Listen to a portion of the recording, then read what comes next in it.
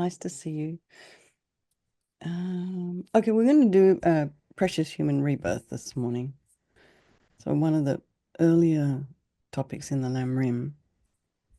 Mary, I just tried to change everyone back to gallery. There we are. That looks better. Okay. So, all right. So let's just settle into a comfortable seated posture. Suitable for meditation. You can have both feet flat on the floor if you are sitting at your desk. Or if you have a nice wide chair like I'm sitting on, I can sit cross-legged in this chair. It's actually a spare bed as well, this chair.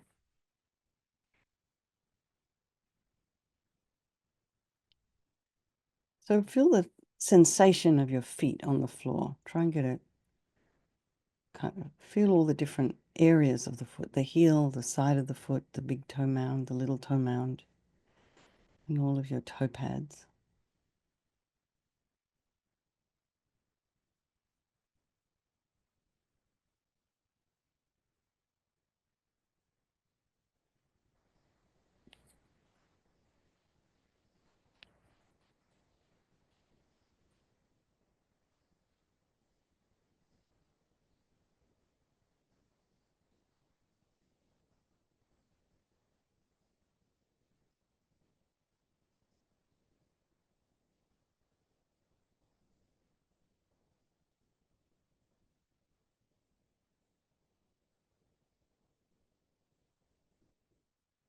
Feel the weight of your hands in your lap and your sits bones in your chair, your shoulders. Align them with your hips and your ears with your shoulders. And just imagine your spine is this a beautiful string of pearls of light. And it stretches from the base, the coccyx, all the way up to the crown of the head, this string. And someone's pulling on that string and they're lengthening your spine. You're putting some space in between all of those vertebrae, all the discs.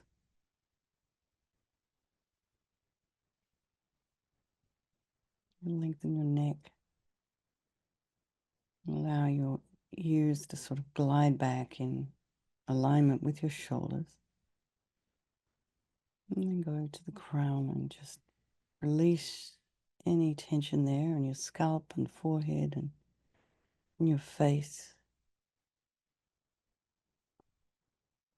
And just your whole body. Just allow it to relax.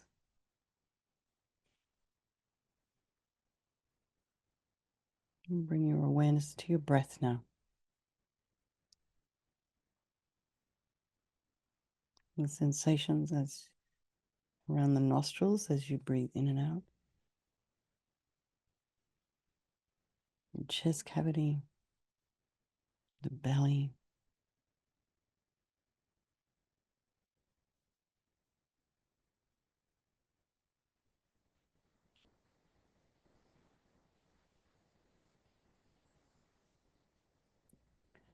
So here in California, up in the forest, it's just starting to wake up.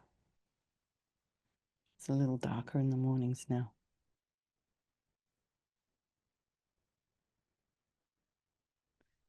So maybe you have sound in your environment. Maybe if it's nighttime for Shreys, nighttime in India.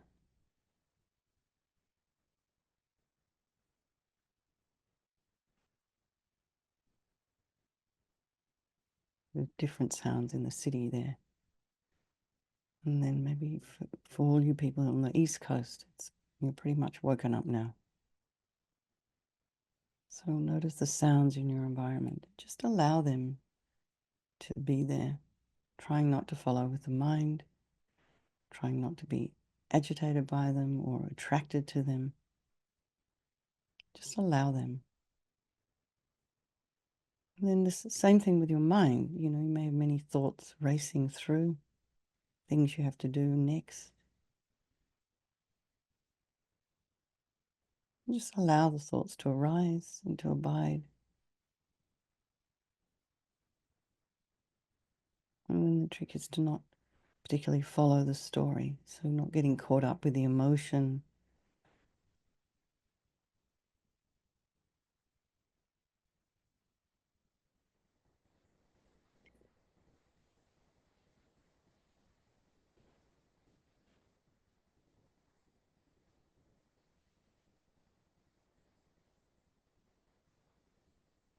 Just allow the thoughts to flow, to arise. You can examine them objectively. Some space in between them.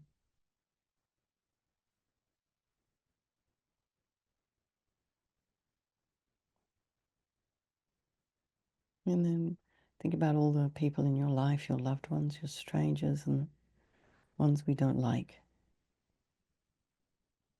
And they're all equal, really. We don't see them equally, but they're equal in the same way that you and I want to be happy and don't want to suffer. They're like that too.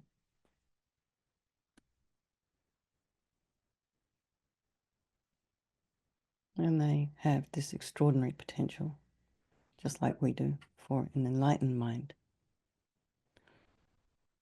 So we'll do this meditation on, this precious human birth that we have,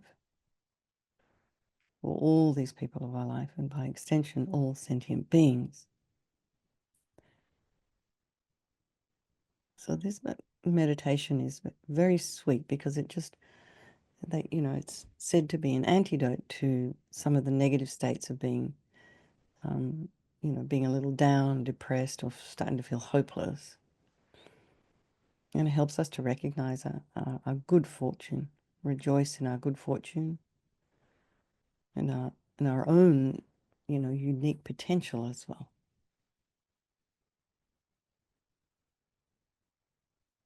And so once you start to understand your own potential and to realize your own potential, you have a little bit more enthusiasm for life.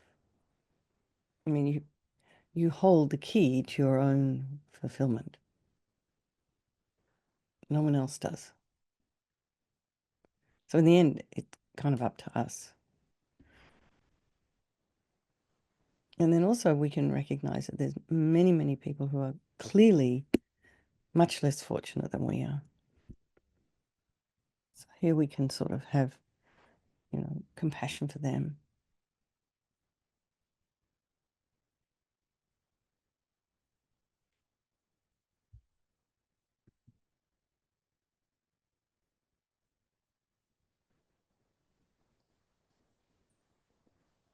So just think about, we've done many times this meditation on, this having our mind being clear.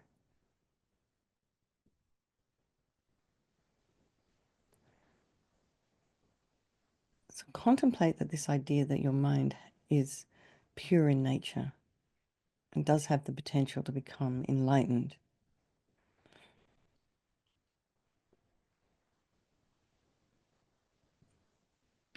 And this is true for you, for yourself, and for all the sentient beings. So you can sort of think the nature of every being's mind is clear like space, vast and unlimited. And you'll know from your own experience that your own negative thoughts and emotions are not permanent. They're not fixed. They're transient. They're like clouds that pass through the sky. And they're based on ignorance and misconceptions. And they can be cleared away,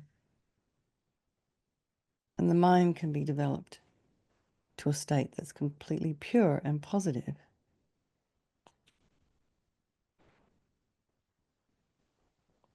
So if you do find it difficult to accept that the mind has the potential to become enlightened, and some people really do have that difficulty, then you can start by thinking about all the positive qualities that you have. Your intelligence, your loving kindness, your compassion, your generosity, your courage, And those things may not be exactly where you are wanting them to be at right now. You maybe have, oh, I've got 50% courage. I could do with having a little bit more compassion. We all kind of innately know where we're at. But so we can see that, they can be developed further. And you can bring benefit to others. You can bring happiness to others. And sometimes you don't realize it until maybe someday someone writes you a little note and says, thank you, da da da da da, you mean this to me. Da. And it's like, oh, I mean, I kind of knew, but now you've put it in words. Like, oh, okay. So although everybody has the potential to transform their mind and become enlightened, not everybody is in the best situation, where they can actually recognize and develop their potential. Human beings are generally in a better situation than non-human beings. Non-human beings, the animals, etc., are incapable of developing their potential due to ignorance and other delusions. But there are some pets now who are being taught to communicate with human beings. They did it with, first of all, with this one gorilla. I can't remember her name. So anyway, but this speech therapist taught her dog Bunny to communicate with her. Bunny has very basic concepts, so can't really go beyond, this kind of a very fixed basic mind. And although it's amazing what Bunny knows as a poodle, she's not going to be able to do the work to become enlightened, to develop her mind. Although it is a little bit extraordinary what Bunny does perceive. So imagine what it would be like to be an animal in the wild. So I think a few days ago, there was a deer just wandering across the garden and managed to get in here. But that deer looked kind of healthy. But what happens when the deer gets maybe nicked by a car because they're wandering all over the road here, or gets sick? And they don't have anyone to care for them when they're kind of hungry or thirsty, or what if there's a fire? And they're in constant fear for their lives. So domestic animals like Bunny that I mentioned they're better off, but they lack freedom, and they're often killed for meat, fur, and other products. And all animals, even the most intelligent, like Bunny, have extremely limited mental capacity. They're not really able to develop themselves intellectually or spiritually.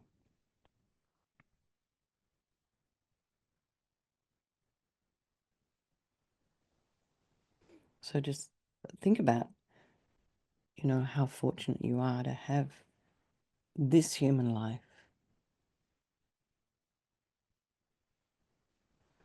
And so not all human beings have the right conditions to recognize and develop their potential.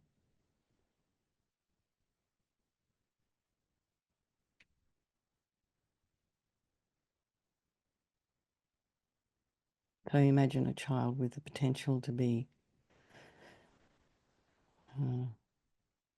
Beethoven is born in a slum in India and doesn't have access to a musical instrument. They may not get an opportunity to develop themselves. Imagine if that child with that potential was living in a war zone And most of your energy and time would be simply, trying to keep yourself alive, trying to stay away from danger, trying to find food, trying to find water. So there's no real time for spiritual practice.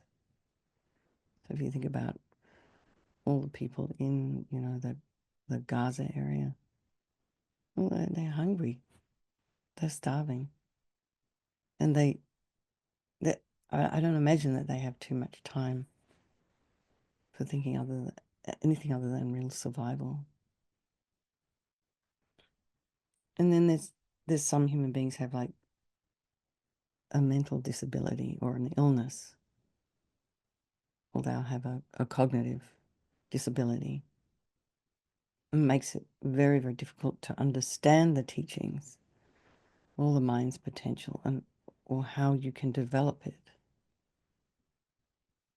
Or maybe there's a physical condition that caused a great deal of pain or discomfort and inconvenience. Maybe physically you can't easily get around, so you can't go out. It just kind of hinders your ability to learn and to practice.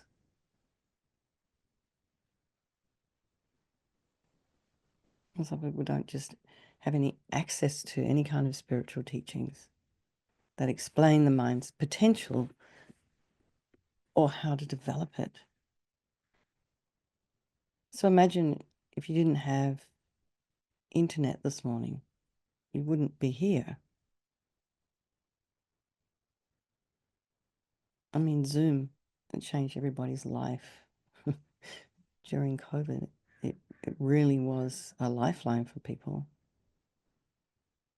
And now we've all realized we can just hop online and pick up a teaching with His Holiness in India. We can pick up a teaching with any of our teachers that happen to be teaching online. Amazing. But what if you're in a kind of a remote village somewhere where no one has even heard the word internet, although maybe that's not so much these days. But how about no one's really even heard of this idea of becoming enlightened, and there's no opportunity to learn how to attain it. And other people may be aware of their potential and sincerely wish to practice the teachings on how to develop it, but they're prevented from doing so. At the YMCA, there was one woman who came along and she wanted to do this Qigong practice that we teach there. And she was like, well, my priest said I can't come anymore.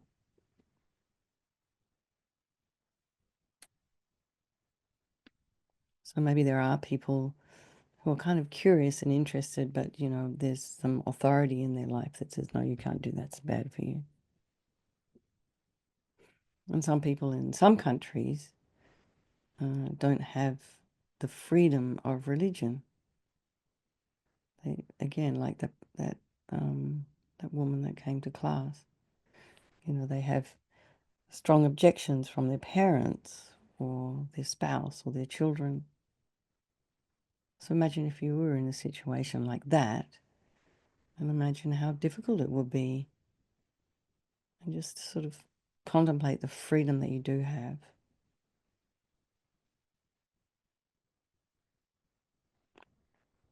And this freedom of the mind is so important to people, that you have it.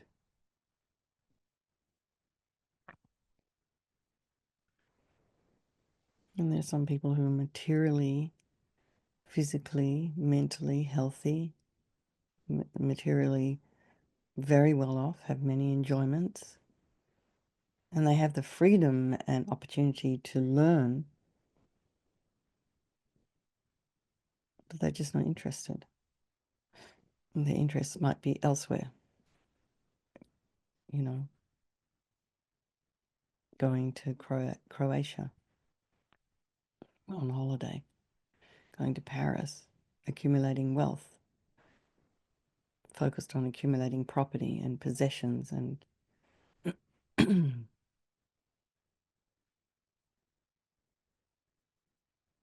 spending their time just, maybe learning how to collect stamps or something.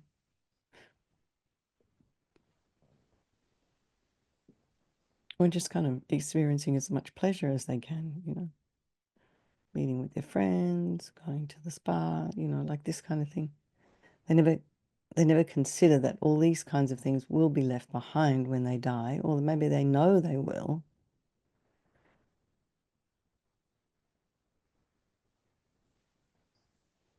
But they don't care. They just want to keep enjoying their life in that way.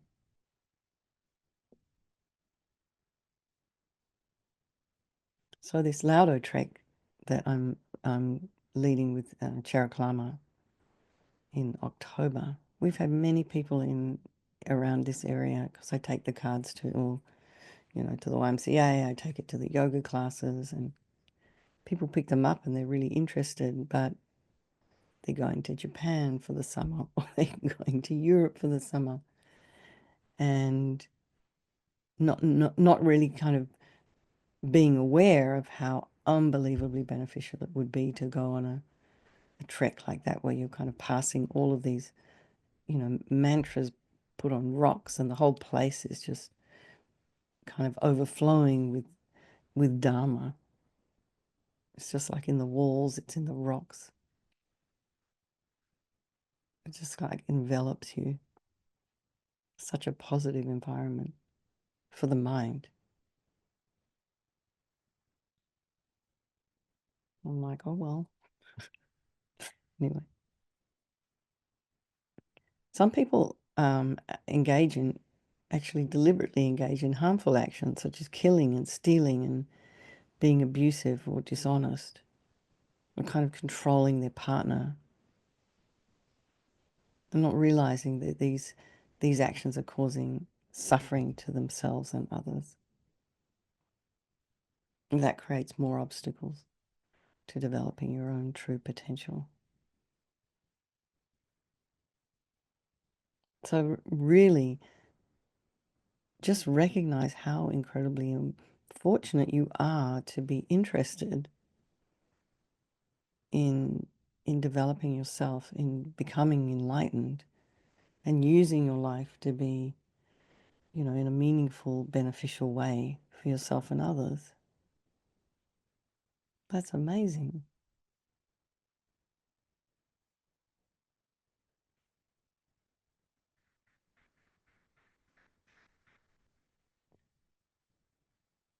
So bring to mind your positive qualities again. Maybe just make a list of them in front of you.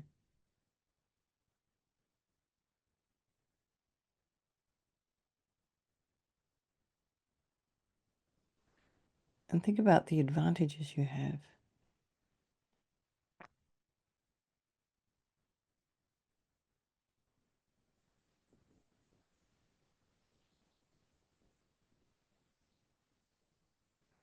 So one of the first times I went up to the Sulukhumbu, I started to become aware that the children were could go to school till about, I don't know, the age of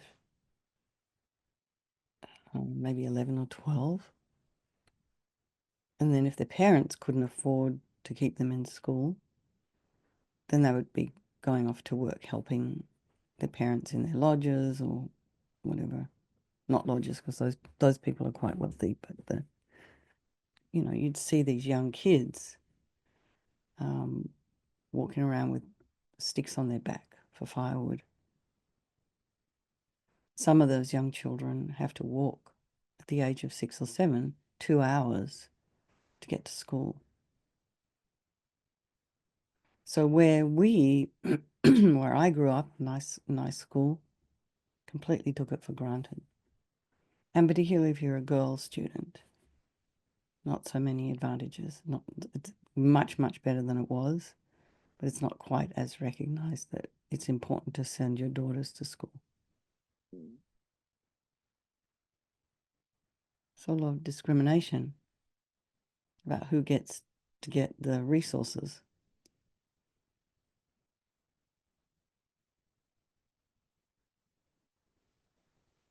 So you are a human being with an intelligent mind and a loving heart and a body that can be put to good use.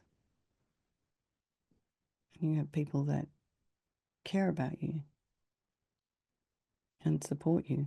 And family and friends and a spiritual teacher. You have a community, an online community, and for some an in-person community that you can kind of connect with.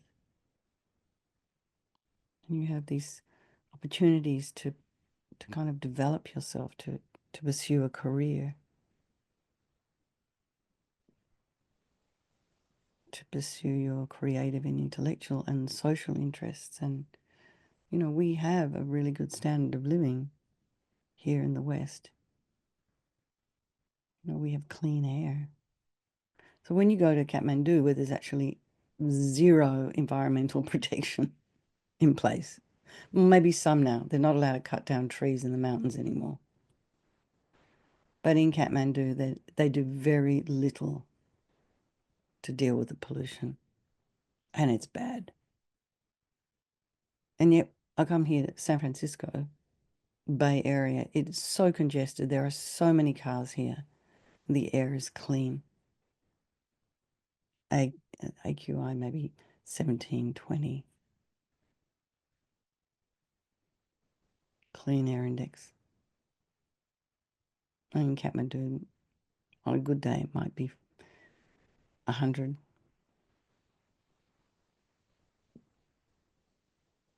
So we take all these things for granted. Fresh air, clean water.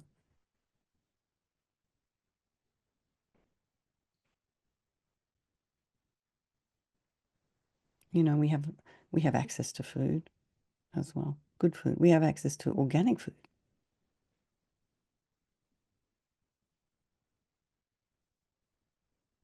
And we have the potential and opportunity, because of all these other benefits that we have, to investigate and understand and transform our minds. And some of us might even have the funds to be able to go and work, one-on-one with a professional who'll help us work on our mind. If we're depressed or something, anxious, we can go and find a therapist who's trained to help us. And that can be supportive as well. So even if your life doesn't give you as much freedom and comfort as you would like, and even if you have to live with some difficult problems, some health problems and challenges, no matter where you are and what conditions you're in, you can always work on your mind. So think about how few people or creatures on earth share these freedoms and opportunities with you. And you've considered this kind of deeply, so we can think, we're coming to the end of the session now. So when we're finished, you can maybe just reflect over the day how rare and precious your life actually is. And really try and appreciate your good fortune.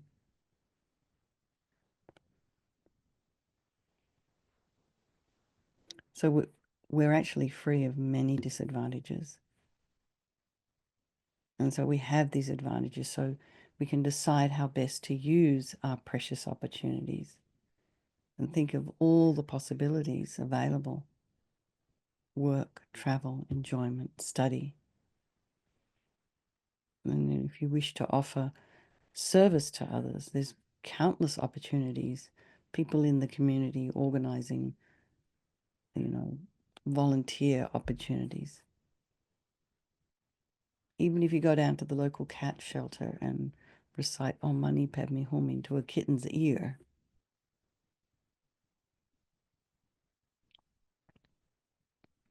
But the most beneficial thing you can do for yourself and others is to develop yourself spiritually.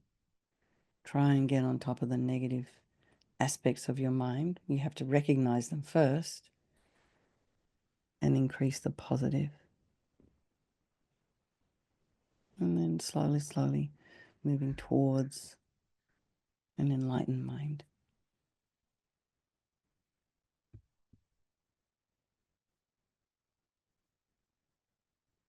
We just feel a sense of joy and maybe wonderment for this incredible situation we have, and maybe we make a determination to use our life to, wisely. Don't waste your time. Do the best to avoid harming others. Try and help them as much as you can, and use your wisdom to help people. And then you can develop your own love and wisdom, compassion, kindness. Recognize what you do have and then try and expand it. So just reflect on the day. I will also, the positive aspects of our life, the advantages that we have. And see if that changes anything for you. Just dedicate any positive energy you've created this morning, any insights that you may have had for the benefit of all those people of your life, and by extension, all the sentient beings. I do see a message here. Just check it. It's good for you. What happened? You couldn't hear? Oh, okay. Did whole meditation. You couldn't hear anything. All right. Mary, thank you so much. Lots of love, you guys. Thank you for co-hosting, Lou, and I will see some of you tonight.